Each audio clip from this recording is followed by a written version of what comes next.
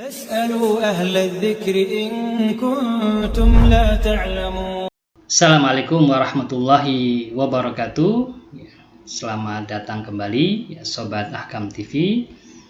Kita hadir kembali di channel Ahkam TV ya. Pada video kali ini ya kita akan bahas seputar praktis menghitung zakat penghasilan atau zakat perdagangan ya. Biasa istilahnya zakatul kasbi wa tijarah. Jadi yang pertama kita akan bahas mengenai jenis-jenis harta ya secara singkat yang wajib dikeluarkan zakatnya. Pada video sebelumnya kita sudah membahas ya zakat emas ya, perak dan mata uang. Kemudian ada zakat biji-bijian ya, dan buah-buahan yang tumbuh di atas bumi ya. Ya, ada kesepakatan ulama ada 4 ya yang sudah kita bahas, hintoh, kemudian albur, asair ya, dan atamr ya, kurma ya, dan juga zabib ya. Zabib yaitu anggur kering ya. Dan ada hewan ternak ya dengan syarat makan bebas ya di atas bumi. Dan yang berikutnya adalah jenis harta yang wajib dikeluarkan zakatnya berkaitan dengan barang dagang yang dengannya seseorang melakukan jual beli ya. Dan kalau kita masuk pada hukum ya zakat perniagaan atau zakat perdagangan ya, ini terjadi ya silang pendapat ya di kalangan para ulama ahli sunnah ya, pendapat yang mewajibkan dan pendapat yang tidak mewajibkan. Pendapat yang pertama adalah pendapat dari jumhur ulama ya, pendapat dari jumhur ulama, dari mayoritas ulama yang mewajibkan mengeluarkan zakat atas harta perdagangan atau atas barang dagang yang dengan berlandaskan pada keumuman yang dari ayat Al-Quran dan juga hadis Nabi serta asar dari para sahabat, khususnya ada 3 orang sahabat. Dan keumuman ayat Al-Quran di dalam surah Al-Baqarah ayat ke-267.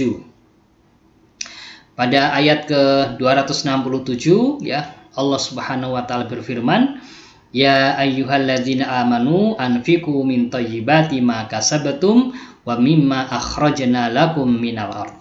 Yang artinya, wahai orang-orang yang beriman, infakkanlah sebagian dari hasil usahamu yang baik-baik. Ini infakkanlah sebagian dari hasil usahamu yang baik-baik. Ini yang menjadi ya dasar ulama yang mewajibkan ya, yaitu kewajiban bagi orang yang beriman untuk menginfakkan sebagian dari hasil usaha yang baik-baik dan sebagian dari apa yang kami keluarkan dari bumi untukmu. Kemudian juga dari hadis Nabi ya, dari hadis dari Samurah bin Jundub radhiyallahu taala anhu, bahwasanya Rasulullah SAW memerintahkan kami untuk mengeluarkan zakat ya dari barang-barang yang kami siapkan untuk dijual. Ya, hadis ini diriwayatkan oleh Abu Daud dan juga dinilai hasan oleh Syekh Albani dalam Irwaul Ghalil. Kemudian juga dari Imam Bukhari ya membuat bab ya shadaqatul kasbi wa tijarah ya dalam kitabuz zakah ya.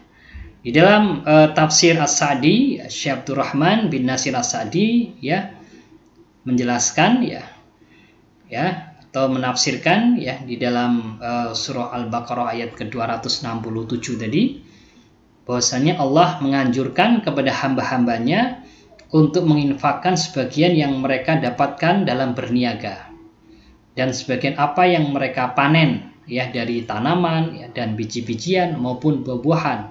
Hal ini mencakup zakat uang maupun seluruh dagangan yang dipersiapkan untuk diperjualbelikan. Demikian pula hasil pertanian dan biji-bijian ya, demikian pula hasil pertanian dari biji-bijian dan buah-buahan. Ya. Kemudian juga Syekh Abu Bakar Jabir Al-Jazairi menjelaskan bahwa kewajiban mengeluarkan zakat dalam harta yang dia atau harta yang tidak bergerak, ya, baik berupa emas, ya, perak atau yang serupa dengan keduanya dihasilkan dari bekerja, ya, dari hewan ternak, ya, seperti, ya, onta, ya, sapi dan kambing. Jadi saya ulangi, ya, kewajiban mengeluarkan zakat dalam harta yang diam, ya, atau yang tidak bergerak, ya, baik berupa emas, perak atau yang serupa dengan keduanya yang dihasilkan dari bekerja. Kemudian juga praktek yang pernah diterapkan oleh Umar bin Khattab radhiyallahu taala anhu ketika beliau menjadi khalifah. Ya, beliau mengumpulkan harta para pedagang, ya, dan menghitungnya, baik pedagangnya ada, ya, maupun pedagang yang tidak hadir pada saat itu, kemudian menghitung zakat, ya, dari pemilik harta yang hadir maupun yang tidak hadir. Dan juga dari Abdullah bin Umar, ya, yang menjelaskan bahwasanya tidak ada zakat, ya, laisa fil urud zakah illa ma kana litijarah. Tidak ada zakat pada barang-barang harta atau harta kecuali yang diperuntukkan untuk perdagangan. Nah, ini pendapat yang mewajibkan. Adapun pendapat yang tidak mewajibkan itu pendapat dari mazhab Zahiriyah, itu Ibnu Hazm dan juga Imam Asy-Syaukani dan juga Syekh Al-Albani. Bahwasanya zakat perdagangan itu tidak ada dalilnya, ya, dalam Al-Quran maupun dalam hadis, serta menurut pendapat yang kedua ini itu bertentangan, ya, dengan kaidah al-bara'ah al-asliyah. Bahwasanya hukum asal, ya, hukum asal harta seorang muslim itu, ya, tidak boleh diambil atau tidak boleh diambil, ya, kecuali, ya, karena ada tuntutan syariat di dalamnya. Demikian pula di dalam hadis yang sahih, ya, inna dima'akum wa amwalakum wa a'radakum, ya, haramun alaikum ka hurmati yaumikum hadza fi syahrikum hadza fi biladikum hadza illa hal balagh. Sungguhnya, ya, harta, ya, sungguhnya darah, harta dan kehormatan, ya, kalian, ya, haram atas kalian, ya, seperti haramnya, ya, hari ini, ya, bulan ini, ya, fi biladikum, ya, negeri ini, dan ingatlah apakah aku telah menyampaikan. Jadi dari dua pendapat yang berkembang, ya, berkaitan dengan zakat perniagaan, maka pendapat yang rajih atau pendapat yang kuat adalah pendapat pertama, ya, pendapat yang mewajibkan zakat pada perniagaan atau pada barang dagangan. Dan kalau kita melihat dari konsep, ya, mengenai zakat perdagangan, ya, ini istilahnya bisa digunakan zakat perdagangan, bisa zakat perniagaan, ya, bisa zakat atas barang dagang, ya, zakat usaha, ya, yang intinya bahwa zakat perdagangan itu zakat yang dikeluarkan atas kepemilikan harta yang disiapkan untuk dijual, ya, dengan tujuan untuk memperoleh keuntungan, ya, sehingga, ya, karena zakat ini berkaitan dengan kepemilikan harta, ya, yang diniatkan untuk diperjualbelikan, maka harus tetap terpenuhi, ya, dua syarat, ya, dilakukannya zakat atau dikenakannya zakat perdagangan, di mana syarat itu yang pertama adalah nisab dan juga haul, ya, nisab dan juga haul. Jadi nisab, kalau berkaitan dengan nisab berarti, ya, zakat perdagangan itu, ya, kita menggunakan nisab emas, ya, yaitu senilai 20 dinar, ya, senilai dengan 20 dinar atau setara dengan 85 gram emas murni, ya. Contoh misalnya bila kepemilikan zakatnya adalah 85 gram, ya, dan bila harga 1 gram emas murninya misalnya 1.900.000, maka ya nisab ya zakat perdagangan adalah 161.500.000. Jadi nisabnya setara dengan 85 gram emas. Ya. Kemudian haul ya. Kalau berkaitan dengan haul ya, ini harus berputar ya selama 1 tahun ya, harus berputar selama 1 tahun. Berputar selama 1 tahun ini ya tentang masalah haul ini ya, ada 3 pendapat ya di kalangan para ulama. Yang pertama adalah pendapat dari Imam Malik dan juga Imam Syafi'i, yang artinya bahwa nisab itu ya dihitung ya pada akhir haul. Ya, misalnya jika kepemilikan ya, meskipun kepemilikan di awal itu belum terpenuhi 85 gram emas murni, tetapi ketika selama setahun atau pada saat akhir haul itu harta perdagangannya melebihi nisab yang senilai 85 gram emas murni, maka ada kewajiban ya untuk membayar zakat perdagangan. Yang pertama itu pendapat dari Imam Malik dan juga Imam Syafi'i. Kemudian pendapat yang kedua adalah pendapat jumhur ulama, bahwasanya nisab itu yang senilai 85 gram emas murni ya, itu dihitung ya sepanjang haul. Jadi kalau sepanjang haul itu selama 1 putaran penuh, itu 1 tahun hijriah. Ya, misalnya jika harta yang melebihi nisab itu terhitung ya 1 Muharram ya 1447 hijriah, maka sepanjang 1447 hijriah tersebut bila tidak berkurang ya dari nisabnya, itu harta dalam bentuk emas tadi tidak berkurang di bawah 85 gram emas ya, maka pada akhir haulnya nanti diwajibkan untuk menunaikan zakat perdagangan ya. Zakat perdagangannya dihitung ya, nanti cara menghitungnya jumlah harta perdagangan atau jumlah harta yang dikenai zakat nanti akan kita bahas. Dan pendapat yang ketiga adalah pendapat dari Imam Abu Hanifah. Pendapatnya dihitung di awal dan di akhir. Kalau di awal sudah terpenuhi nisab ya, maka ya pada saat itu mulai dihitung ya, tidak melihat pada 1 putaran penuhnya.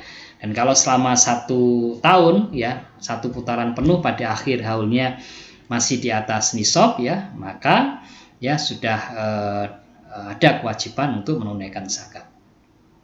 Maka pendapat yang rajih ya kuat adalah pendapat dari jumhur ulama, bahwa nisab ya dari nilai harta perdagangan tadi tetap nilainya tidak berkurang ya selama 1 haul ya, selama sepanjang haul. Dan kalau kita lihat perdagangan ya, tidak hanya perdagangan tapi juga jasa ya, itu dilakukan tidak hanya pada usaha perorangan ya, termasuk di dalamnya adalah berarti termasuk CV ya, firma ya, koperasi ya, termasuk PT ya. Perusahaan tidak hanya sektor sektor perdagangan, tapi juga sektor perindustrian maupun jasa. Jadi semua jenis barang dan jasa yang dijual ya seperti mebel, ya pakaian, properti, jasa konsultan, jasa manajemen dan seterusnya. Kecuali pada emas, perak dan hewan ternak. Karena emas dan perak itu dikenakan kewajiban zakat asman, ya zakat asman yaitu zakat mata uang. Dan hewan ternak dikenakan kewajiban sendiri ya, karena 2 jenis kewajiban tersebut ya, kewajiban zakat asman itu emas perak dan juga kewajiban atas kepemilikan hewan ternak itu lebih kuat dari sisi dalil ya daripada zakat perdagangan. Kemudian bila kepemilikan ya atau sekutu ya dari satu badan usaha ya, itu ada ya salah satu anggotanya yang non muslim, maka harus dikeluarkan, karena salah satu ya syarat wajib dari zakat perdagangan itulah dia adalah muslim ya. Selain muslim merdeka ya, kemudian dia memiliki penuh ya harta tersebut dan juga harus terpenuhi nisab dan juga terpenuhi haul ya. Ini ada 5 syarat wajib zakat mal. Ya, demikian dijelaskan dalam kitab Ghoyah wa Taqrib, ya. Kemudian tidak boleh berkumpul, ya, tidak boleh berkumpul, ya, di dalam sudah dikenai, ya, zakat emas dan perak, ya, maka tidak bisa lagi, ya, dikenakan zakat perdagangan, ya, karena tidak boleh berkumpul, ya, dua kewajiban zakat pada satu objek barang. Jadi kalau sudah dikenakan, ya, zakat hewan ternak, maka tidak boleh, ya, dikenakan pada zakat perdagangan, ya. Dan sobat ahkam, yang ketiga, yang berikutnya terkait dengan membayar zakat itu dengan barang, ya, barang dagangan yang dijual, ya, atau dengan menggunakan, ya, harganya, ya, atau dengan menggunakan nilainya, bahasanya kimahnya. Maka ada 3 pendapat yang berkembang di kalangan para ulama.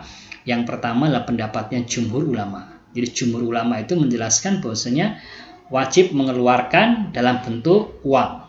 Kalau jumhur, ya, wajib mengeluarkan dalam bentuk uang. Alasannya karena perhitungan nisab, ya, perhitungan nisabnya, ya, berapa nanti nilai persediaan itu dihitung, ya, dengan menggunakan harga barangnya atau dengan menggunakan uang, menggunakan nilai ukuran mata uang. Berarti wajib mengeluarkan dalam bentuk uang. Ini pendapat jumhur ulama. Dan pendapat yang kedua, pendapat Imam Abu Hanifah, boleh memilih antara barang, ya, atau senilai uangnya, ya. Itu menurut Ibnu Qudamah dalam kitab Al-Mughni. Misal bila objeknya adalah pakaian, ya, maka pedagang diberi pilihan, bisa membayar zakat dengan pakaian atau bisa, ya, senilai dengan uangnya. Nah, pendapat yang ketiga, pendapat yang lebih kuat dari dua pendapat sebelumnya, itu pendapat yang dikuatkan oleh Syekhul Islam Ibnu Taimiyah. Dia menjelaskan bahwa apakah menunaikan dengan barang atau menunaikan dengan nilai itu bisa, ya, dikembalikan pada sisi kemaslahatannya, ya, dikembalikan pada sisi al-masolihnya, kemaslahatannya. Dipertimbangkan mana yang sesuai dengan kebutuhan, sesuai dengan unsur kemaslahatan yang diterima oleh mustahik, ya, mustahik atau asnaf zakatnya. Kalau mustahiknya orang miskin, ya, fakir miskin membutuhkan dalam bentuk pakaian, ya, maka bisa ditunaikan dalam bentuk barangnya. Jadi kalau misalkan lebih membutuhkan dalam bentuk uang atau nilainya, maka dihitung, ya, berapa nilai dalam rupiahnya. Nah, jadi dikembalikan, ya, pada sisi kemaslahatan dari orang yang menerima zakat. Dan mengenai rumus zakat perdagangan ini, kita menggunakan tarif zakat 1/40, yaitu 2,5%. Dan harta perdagangan itu dihitung ulang, ya, pada akhir haul, ya, jadi tidak menggunakan nilai pada awal haul, tapi nilai pada akhir haulnya berapa. Itu nilai persediaan barangnya diukur berdasarkan pada harga jualnya, ya, pada saat ditunaikan zakat. Jadi pada saat ditunaikan zakat harus dilakukan, ya, pengukuran ulang, ya, berapa, ya, nilai nilai pasarnya, berapa harga jualnya, ya, tidak menggunakan nilai historical cost-nya atau tidak menggunakan nilai harga belinya pada saat pertama, tapi menggunakan harga market cost-nya, market price-nya, harga pasarnya. Dan emas tidak dimasukkan, ya, dalam perhitungan zakat perdagangan karena dikenakan secara terpisah. Kemudian dalam menghitung harta perdagangan itu dimasukkan saja, ya, kas tunai usahanya, kas tunai usahanya, kemudian kas di banknya, persediaan barang dagangnya tadi. Persediaan barang dagang itu diukur dari harga penjualan dari barang dagang, ya, pada saat waktu ditunaikan zakat. Kemudian hanya piutang lancar saja. Jadi piutang yang masuk kategori piutang tidak lancar atau piutang bermasalah atau piutang macet itu tidak dimasukkan. Jadi hanya piutang lancar yang akan diterima pelunasannya dalam tempo kurang dari 1 tahun. Ukurannya tahun Hijriah. Yang dimasukkan sebagai harta yang dikenai zakat, dan juga nanti pengurangnya adalah hutang lancar. Hutang lancar, hutang yang akan jatuh tempo dalam waktu kurang dari 1 tahun. Yang itu dimasukkan sebagai pengurang. Sedangkan hutang jangka panjang yang lebih dari 1 tahun tidak bisa, ya, tidak boleh dimasukkan sebagai pengurang. Jadi sebagian dari hutang jangka panjang yang akan jatuh tempo, ya, pada tahun ini, ya, maka bisa dimasukkan. Tapi kalau masih rentang waktunya, ya, lebih dari 1 tahun, ya, tidak boleh dimasukkan sebagai pengurang. Dan tidak boleh juga dimasukkan sebagai pengurang adalah aset tetap. Entah itu tanah, ya, bangunan, atau kendaraan, ya, tidak dimasukkan. Karena kalau dimasukkan nanti nilainya sangat besar, ya, nilainya sangat besar, ya. Demikian pula kalau utang jangka panjangnya tadi dimasukkan sebagai pengurang, maka juga tidak akan ada zakat, ya, zakat perdagangan. Jadi konseptualnya adalah ketika usaha tadi, ya, dihitung, ya, berapa harta perdagangannya, ya, berapa nisabnya, atau kalau nisab 85 gram berapa jumlah nilai barang dagangnya. Jadi meskipun, ya, usaha tadi mengalami kerugian, ya, dengan syarat harta perdagangannya tersebut masih di atas nisab dan itu sudah berlaku selama setahun, ya, maka tetap dikenakan kewajiban zakat yang nilainya 2,5%. Jadi sifatnya hanya aset yang punya likuiditas, ya, kurang dari 1 tahun, termasuk juga dalam hal pembayaran kewajibannya, ya, kewajibannya juga hanya kewajiban yang sifatnya jangka pendek atau utang lancar yang kurang dari 1 tahun. Itu nanti dihitung kembali pada akhir haul. Kalau masih di atas nisab senilai 85 gram emas, ya, maka ditunaikan, ya, zakatnya dengan cara dihitung, ya, nilainya. Jadi kalau kas di bank nilainya bisa dihitung, kas di bank syariahnya misalnya, itu nilai pada saat akan ditunaikan zakatnya, ya, nilai akhir, itu nilai akhir. Dan persediaan barang dagang dihitung berdasarkan pada harga jual. Kemudian yang dimasukkan hanya piutang yang lancar, ya, yang kurang dari 1 tahun, dan juga dikeluarkan, ya, piutang yang tidak lancar, piutang yang macet, ya, piutang yang bermasalah itu dikeluarkan. Dan juga dalam menghitung utang lancar dijadikan sebagai pengurang, nanti akan bisa menghasilkan nilai harta perdagangan yang akan ditunaikan kewajiban zakatnya.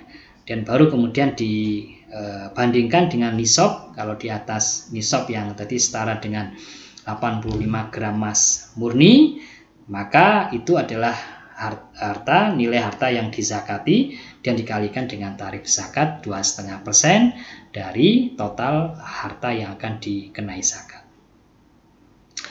Demikian Sobat Ahkam TV, pembahasan atau penjelasan ringkas yang khusus, ya, secara khusus secara spesifik kita tujukan, ya, pada zakat atas barang dagang atau zakat perniagaan atau zakat perdagangan, baik untuk pengusaha, ya, pedagang, ya, maupun dia penjual jasa.